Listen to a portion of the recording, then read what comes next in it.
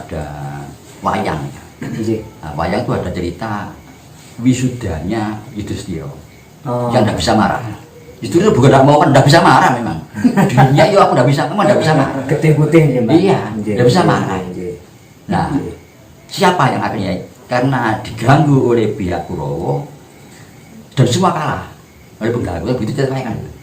Ada raksasa yang Jerman dari siapa, tidak ada yang mampu mengalahkan. Tidak ada yang mampu untuk menghancurkan Yudhistira itu. Semua kalah Pandhawa. Muncul lahirnya siapa? Antarja. Nah ini akhirnya di dalam pewayangan itu Antarja yang masih bayi itu melawan, semua habis lawannya. Lah sekarang munculnya Agulaga Jawa. Jadi ugal gulita Jawa itu kan itu. Antarja, Galikoco, Antasena, Anoman, di belakangnya itu bisa geni. Ini munculnya Agulaga Tanah Jawa.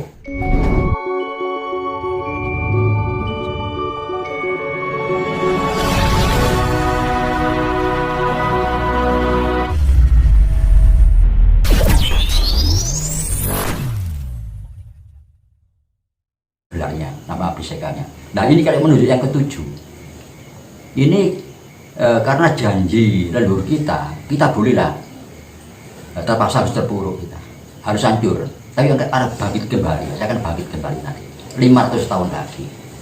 Nah ini kita tambah 500.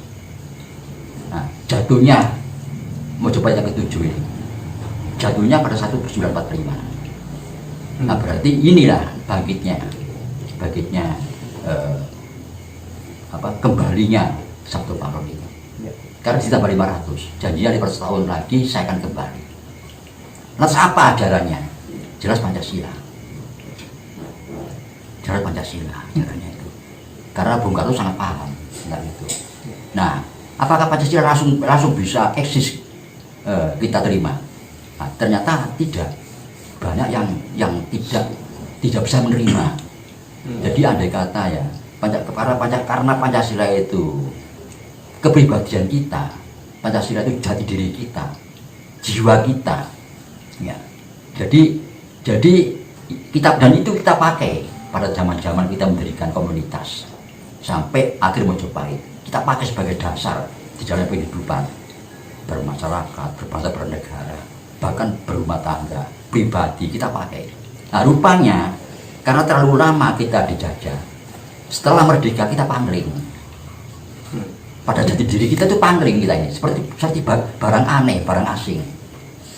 Nah, demi kita pangling, kita ragu-ragu, masuklah kekuatan asing untuk mempengaruhi, supaya menolak Pancasila ini. Karena saat merdeka itu, jelas bangsa-bangsa asing juga ingin kembali lagi untuk menjajah. Nah, sehingga lewat orang-orang yang ada dalam negeri ini yang pangling dengan Pancasila tadi, dengan jati dirinya tadi.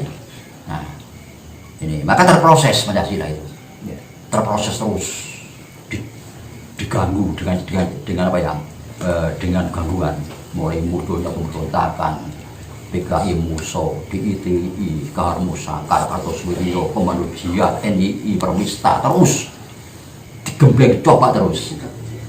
Diganggu terus, jadi gemblengan proses. Nah sekarang lari kepada kalau Sabto Palon itu pada Mojopahit terakhir, nah, Raja Mojopahit terakhir, nah, kita hitung semua sejarawan mengatakan Raja Mojopahit terakhir itu Girindrawardhana. Jadi setelah Kertawijaya masih ada Jaya Wisnuwardhana sebagai penerusnya, atau terus lagi Girisawardhana, terus lagi Singawardhana. Pada zaman Singawardhana muncul istilah srengenge kembar, ada tandingannya Kertabumi. Nah terakhir Girindrawardhana.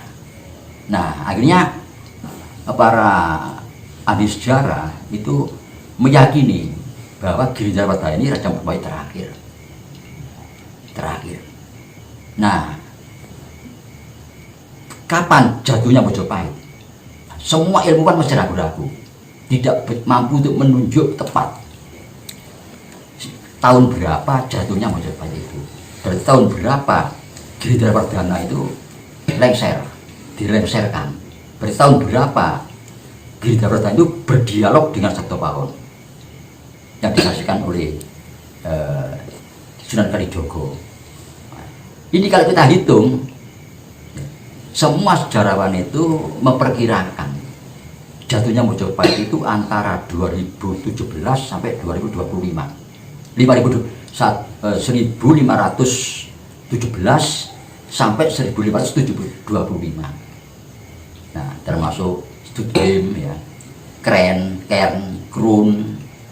Nah, juga sejarawan kita seperti Profesor Dr. Slamet Mulyana, Hasan Jafar, nah, terus juga dari ini siapa sejarawan yang dipakai literatur dalam pelajaran sejarah waktu saya masih kecil itu, nah, itu Anwar Sanusi itu, Ahmad Yamin, ya, itu akhirnya memperkirakan 1517, itu mereka jauh sebelumnya. Jadi Bapak Profesor Slamet Mulyana ini sudah almarhum, sudah meninggal 10 tahun lebih yang lalu, termasuk Hasan Jafar, tapi sudah menunjuk angka 1519. 500 tahun lagi berarti sekarang. Jadi waktu pilihan presiden yang kedua Pak Jokowi itu persis. Nah, ini Bang Wisraino di sini. 2019. Gitu ya. Ya, jadi Pancasila itu karena diganggu terus oleh bahasa asing lewat orang-orang kita. Atau kalau kita ungkap dengan kita balik, bangsa kita yang tidak terima dengan dasar negara Pancasila mau mengganti dasar negara ini, lantas disetir oleh bahasa asing, ya, dan gagal. Lewat pemberontakan, memberontak, lewat ya angkat senjata, tidak pernah berhasil. Mulai DITI, Kartosuto terus tidak pernah berhasil. Akhirnya saya sebagai orang yang tua yang pernah mengalami langsung ya, jadi zaman Bung Karno, Pak Harto, reformasi. Lantas saya dengar mereka sudah merubah, tidak lagi angkat senjata untuk melawan Pancasila ini. Nah, lewat konstitusional, bagaimana cara tidak melanggar hukum. Nah, maka dikuasilah lembaga legislatif oleh partai-partai yang ingin merubah Pancasila ini. Dikuasai betul. Coba dihitung partai-partai yang menguasai lembaga legislatif di pusat, DPR pusat. Ini hampir mayoritas yang tidak bisa menerima Pancasila lewat itu. Mayoritas ya, Pak? Iya. Nah, lantas gagal, tidak berhasil. Coba lagi lewat eksekutif. Coba saya tidak perlu menyebutkan pada masa-masa awal reformasi, siapa presidennya, siapa wakilnya, siapa ketua DPR, ketua MPR-nya siapa, ketua DPA-nya siapa, ketua MA-nya siapa. Coba saya tidak perlu mengungkapkan ketua DPR-nya siapa. Nah, Apert Tanjung. Ketua MPR-nya siapa? Amin Rais. Ketua DPR siapa? Ini juga tokoh ulama. Ketua MA-nya siapa? Bagirmanan. Presidennya siapa? Gus Dur. Wakilnya Bu Mega. Gus Dur ditodong, aku tidak mau. Itulah jasa Gus Dur. Tidak mau. 3,5 langkah gitu. Semua eksekutif sudah dikuasai. Gus Dur tidak mau diturunkan. Jadi Gus Dur diturunkan karena tidak mau merubah Pancasila. Gus Dur orang Pancasilais. Ya wong eyangnya yang Iya. Oh, jadi padres ya. Nah, akhirnya turunkan betul. Orang mau menduga apa asalnya? Ditutupi kan. Nah, Bu Mega naik, ini diganjal. Diganjal kan ini oleh ketua P3 itu. Gagal. Jadi intinya menurut Mbak Gatot sekarang ini memang sudah sangat jelas Bang Gus Rahimah itu kembali menuju ke zaman mulai terang kembali sebagaimana jati diri kita. Betul. Gitu ya Mbak ya. Jadi karena semua yang dilakukan oleh orang-orang yang tidak senang dengan Pancasila, tidak bisa menerima Pancasila, dan gerakan ini disetir oleh bahasa asing, mereka sadar. Baru dia berpikir angkat tangan kita. Jadi yang mengakui dan angkat tangan itu tidak hanya kita, bahasa asing pun sadar. Kenapa kok tidak bisa? Ada apa Pancasila ini? Ada kekuatan apa?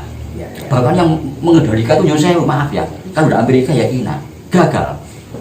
Negara superpower itu gagal berkali-kali loh itu, dan sekali 2 kali gagal. Mereka berpikir, maka bisa kita lihat sekarang hampir semua kita menerima Pancasila itu. Hanya beberapa gelintir saja lah jika ada suka itu. Ini pun sudah angkat tangan. Nah makanya dengan beberapa gelintir ini, sekarang tetap ditunjukkan kepada oleh Tuhan ya, oleh alam ini muncul sesuatu yang membangkitkan, membangkitkan kita untuk melihat betul siapa sih tidak terima. Ternyata hampir tidak ada, hanya beberapa gelintir saja. Nah, inilah yang dimaksud dengan Bambang Musra ini. Dan apa ya? Ini kalau kita tarik kepada wayang, nah, wayang itu ada cerita wisudanya Yudhistira yang tidak bisa marah. Yudhistira bukan tidak mau, kan tidak bisa marah memang. Dunia itu aku tidak bisa, memang tidak bisa marah. Ketih-ketihnya, Mbak. Iya, tidak bisa marah. Nah, siapa yang akhirnya karena diganggu oleh pihak Kurawa dan semua kalah oleh pengganggu, begitu ceritanya kan itu. Ada raksasa yang Jerman dari siapa, tidak ada yang mampu mengalahkan. Tidak ada yang mampu untuk menghancurkan, menggagalkan Yudhistira ini. Semua kalah penuh. Muncul lahirnya siapa? Antarja.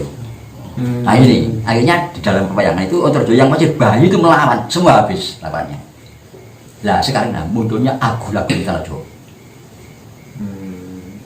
Jadi Agula-Guli Tanah Jawa itu kan itu. Antarja, Galikoto, Antasena, Anoman, di belakangnya itu bisa berhenti. Ini munculnya Agula-Guli Tanah Jawa. Dan kita yakin beliau-beliau itu, anak muda itu kan tertib lah. Betul. Sekeras apapun tertib, tidak melanggar undang-undang, sopan santun, tapi pasti gerakannya masif. Seperti sedulur-sedulur milenial ini ya. Iya, kita yakin jadi tidak akan brutal seperti mereka. Menjaga sopan santun dengan cara yang baik, tidak melanggar undang-undang kan gitu ya. Tapi masif gerakannya, kita yakin itu. Ya, demikian yang bisa kami sampaikan awal ya Mbak. Ya. Nanti kita akan mendengar pertanyaan-pertanyaan juga Mbak Gadot di acara ini. Jadi yang bisa kami catat adalah bahwa sesungguhnya kita dulu sudah di dalam alam pencerahan bangsa kita. Jati diri kita sudah cerah, tapi kemudian justru masuk era kegelapan dan sekarang ini mulai kembali cerah setelah kembali menguatkan Pancasila sebagai jati diri kita. Katanya Mbak.